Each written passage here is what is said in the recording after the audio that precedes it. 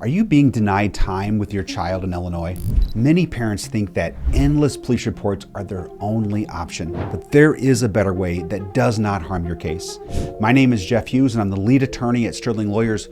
We are a large, exclusively family law firm in Illinois. We see hundreds of cases and judges every month, and that gives our clients an unfair advantage. In this video, I will cover 2 power moves to fight back when the other parent withholds parenting time from you. Now, the first step is to file a petition for abuse of parenting time. You can find the law for this, and I encourage you to read it before you file it.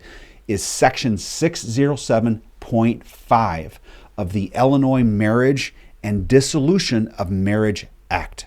Now, you can file these petitions when there's a couple things that have happened. 1, has there been a misunderstanding about the current court order? So, if there's an order in place and you believe it says one thing and the other parent believes it says another, there's a misunderstanding and the judge needs to clear that up. Now you have the right to go file this particular petition. Another reason is when both parties have deviated from the order, meaning both parties have agreed together that they're not going to follow that order anymore and they're going to go do something different. And that's very common. And usually it's done for real logical and pretty good reasons. Maybe circumstances have changed. So you and the other parent have agreed to change the order. But now you want to go back to it, or you want to change it again, or the other party is just not even following your order or your agreement with them to change the order. So now you have to go back to court and file an abuse of parenting time motion. That's the second reason. The third reason is that when the other party just simply is ignoring the order, they're not following it, and you have to take them back to court to get your court-ordered deserved parenting time with your child. So you want to focus on compliance. That means you want the other party to comply with the court order that's already in place. Now, when you go file this motion, it needs to include a couple things. 1, a current copy of the placement time order. So whatever order the judge entered prior, and whatever's in place now that's governing this situation, you need to include a copy of that order. It also needs to have specific instances of noncompliance. So it can't be in general, the other party is violating the court order. You need to give specifics of how the other party has not complied, has not obeyed, has completely ignored this placement order. That's what you need to put in there. And the more you give, the better. Third thing you need to include is, what are you asking the court to do? This is called, in legal terminology, what relief are you requesting? Now be specific about that. Let the court know in advance, Judge, she or he has violated the court order and denying me time with my child. And here's the reasons I'm asking for this, or here's the examples of what's happened. And here is specifically what I'm asking for. Also, you need to include, and this is kind of like automatic, you need to have the addresses of both parties, the residential addresses where both parties live. That needs to be included in there too, okay? So make sure you include all 4 of those things in your petition. Now, what can you ask for? What is the judge entitled to give you, or empowered to give you, and what can you ask for? Now let's start with the obvious things. Maybe it's additional makeup time. Say, the other party has taken away my time with my child, and it's been X number of days or hours or whatever the case is. You can ask the court for makeup time, so to offset that, to get that back. You can also ask for modifications to the order. That may mean pickup or drop-off arrangements, or maybe have more of the weekends, or whatever the case is. You can ask for a modification of that current order. You can also ask the court to award your costs and your attorney's fees. Think about it. If the other party would have just simply followed the current court order, you would not be back in court. You wouldn't be spending money on attorney's fees or other costs, missed work or drive time or whatever the costs would be. You can ask the judge to reimburse you for that and make the other party pay for it, because they are the ones who violated that court order that should be real simple for both of you to follow. You can also ask the court for mandatory mediation. Now, the court can do that on its own, but you can ask for it and say, Judge, we need to go back to mediation. We need to be able to solve this problem on our own. We want to do it in a collaborative way, in a mediation environment. You can ask the court to order both of you or that party to go back for education classes, parental education classes, to improve that aspect of their particular parenting. And you can also ask the court to order that non-complying, disobedient, order-ignoring parent to be found in contempt of court. That is a really tough thing to get to, but you can do that, and they can be really onerous on someone when they are found in contempt. That's basically the judge saying, you, party, have violated our court order, my court order, and you are in contempt of court for doing that. Meaning you are thumbing your nose up at the court, and that does not look good on them. That is a stain for the rest of their life on their record that they were found in contempt of violating a court order. Okay, that's the first. Let's move on to the second one. And this one, it's more done whenever there's a financial violation, meaning the party's not paying child support, maybe they're not paying their share of the healthcare expenses or school expenses or whatever's been agreed to in prior orders. Well, if they're not doing those things, you can ask the court to actually find them in contempt. Now, to do this, the violations need to be clear. They can't be fuzzy. They can't be gray. They need to be very clear and deliberate. And you need to be able to show that previous attempts have failed, meaning you have asked, you have sent requests for the other party to follow the court order so we can do this civilly, we can do this collaboratively. And they've ignored it. And they said no, or they just by their actions said no. They're not following the court order. That's what I mean by enforcement attempts have been a disaster. Also, and this is where a lot of clients get tripped up, you have to have clean hands, meaning you have to be innocent yourself. You can't be pointing the finger of blame at the other party if you've done it too. That trips some people up. So know that, because you don't want to go in and point the finger and the other party says, well, they've done it too. Then the court's like, why did you call me in here? Why did you file this motion? If you've both been doing it, you filed the wrong motion. That kind of makes judges a little bit irritated. They don't like wasting court time on something, well, you should have known because you've done that too. Okay, so know that you need to have clean hands. Hope that makes sense. Okay, so what are the filing requirements for this? One, what relief are you requesting from the judge? Now, that could be makeup time, attorney's fees, and you're asking for a finding, a ruling from the judge that the other party is in contempt. You need to include, why are you asking? What specific violations? That's kind of obvious, but you need to be very clear about that as to the why. And of course, you need to have some of the mechanical things like logistics, notice of the motion with your court date, the time, the place, the address, the courthouse. All of those things need to be in there as well. Okay? And also, I just mentioned prior, you need to have that supporting affidavit, right? That's your sworn statement. Based on the affidavit, they're going to decide whether or not to issue a rule to show cause why the other party should not be in contempt. Now, just a couple quick reminders.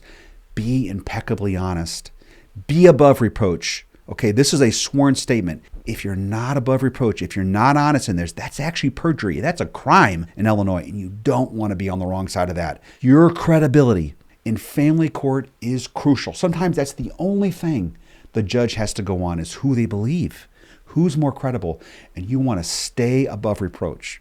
And also, don't forget, to your affidavit, attach all of the relevant communications. They could be text messages that are screenshot maybe and printed out. They could be emails. They could be photos of missed exchanges. They could even be statements from other witnesses that were there. Maybe your sister was with you at the exchange and then, they never showed up or whatever the case is.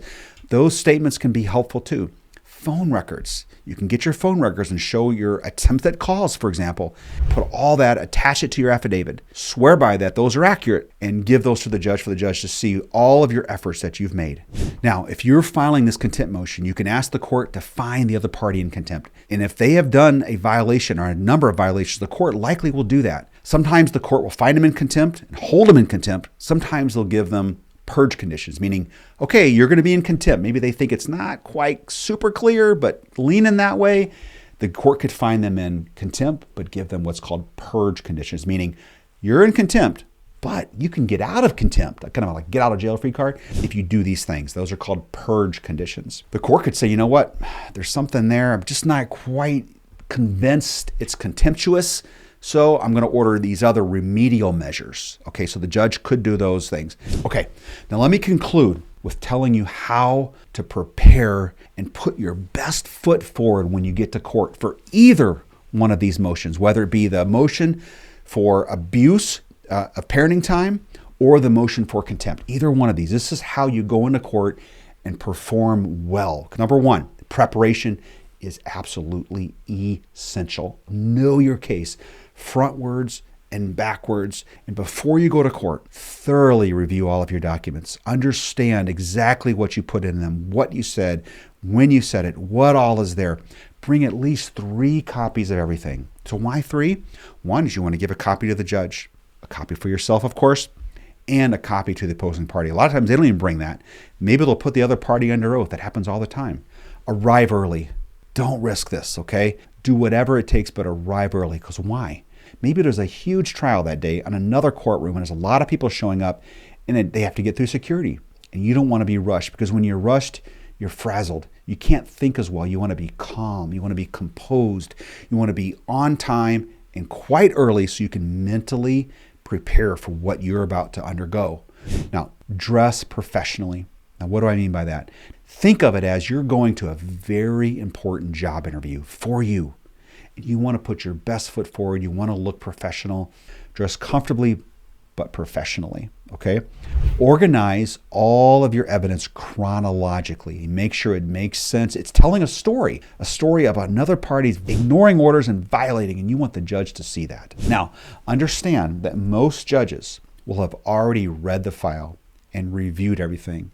But don't be discouraged if the judge hasn't. Sometimes they were just busy that day and they didn't get to it, and they're going to read it right in front of you.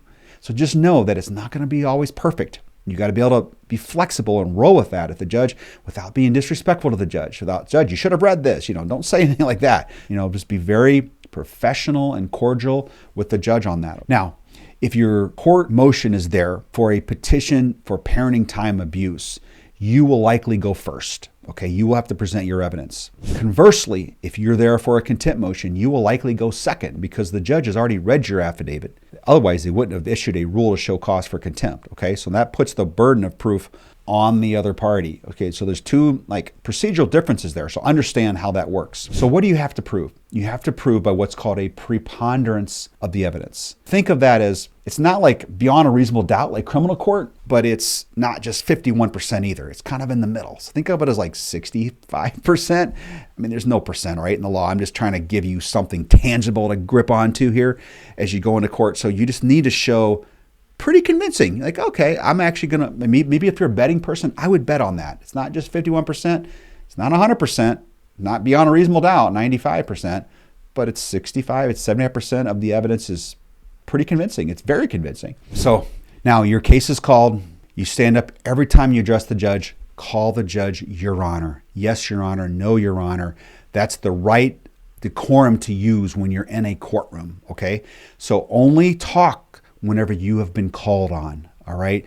But it is appropriate for you to say, Judge, may I speak? But don't interrupt the judge and don't interrupt the other party. You will get your chance. Take a big breath before you respond, okay? Because your emotions are going to be swirling and you're going to feel nervous, and it's going to be a totally unknown environment, and you're going to want to get everything out there. You're going to want to tell your story. Slow it down. You will have time.